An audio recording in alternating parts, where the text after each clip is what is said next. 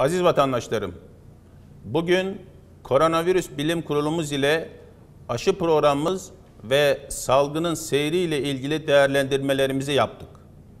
Öncelikle vatandaşlarımıza vaka sayılarını önemli ölçüde düşüren kısıtlamalara ve tedbirlere gösterdikleri uyum için teşekkür ederim.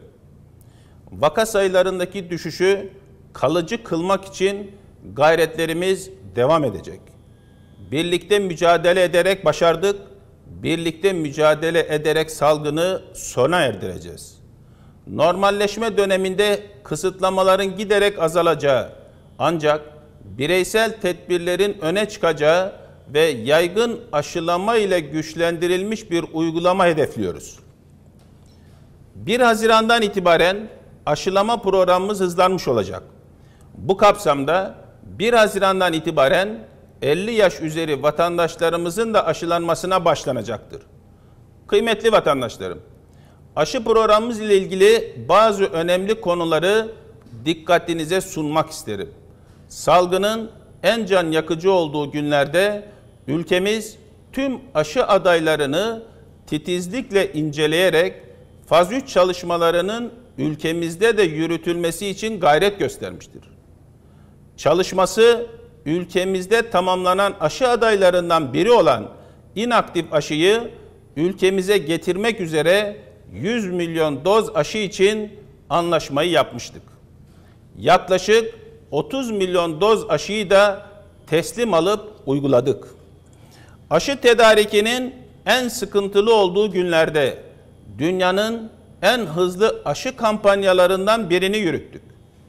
Aşı tedarikinde son 2 ayda bir yavaşlama olsa da bunun Haziran ayı ile birlikte hızlanacağını belirtmiştik.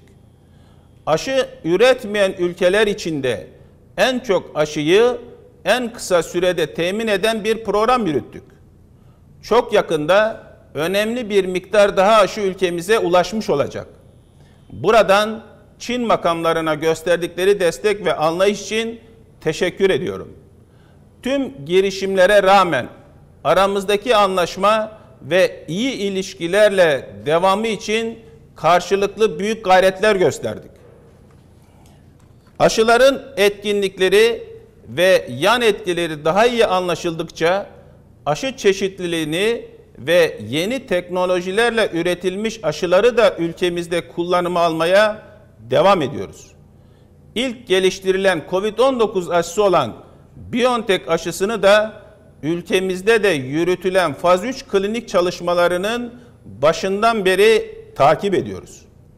Gurur verici bir başarıya imza atan bilim insanlarımız Uğur Şahin ve Özlem Türeci ile sürecin başından beri irtibat halindeyiz. Üretim kapasitesiyle ilgili gelişmeleriyle birlikte daha önce 27 Aralık 2020'de 30 milyon doz olarak imzaladığımız anlaşmayı geçtiğimiz günlerde 120 milyon doza çıkardık. Haziran ayında 30 milyon doz teslim edilecek olan aşıların ilk bölümü bugün ülkemize ulaştı. Önümüzdeki hafta başında yaklaşık 5 milyon doza yakın aşı daha ülkemize ulaşacak. Destek ve gayretleri için bir kez daha Uğur hocamıza ve ekibine teşekkür ediyorum.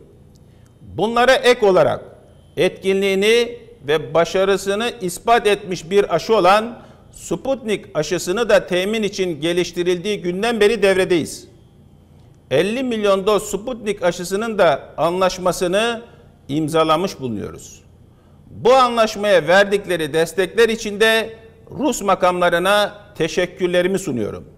Böylece nüfusumuzun 3 katını aşan 270 milyon doz aşıyı imza altına almış olduk. Ayrıca yerli aşımızla ilgili de son aşamaya gelmiş bulunuyoruz. Faz çalışmaları devam eden 3 aşı adayımızdan biri insan deneylerinin son safhası olan faz 3 aşamasına gelmiştir. En kısa sürede faz 3 aşılamaları başlayacaktır. Türkiye Sağlık Enstitüleri Başkanlığımızın liderliğinde yürütülen çalışmalar başarıyla sonuca yaklaşmıştır.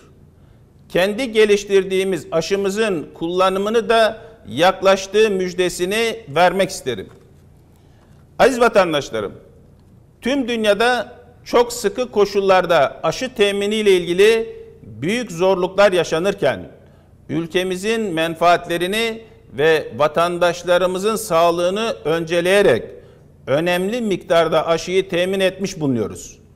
Aşı tedariki yavaşladığında size ne kadar açık bilgilendirmişsek, bugün de bu güzel haberleri aynı açıklıkta takdirlerinize sunuyorum.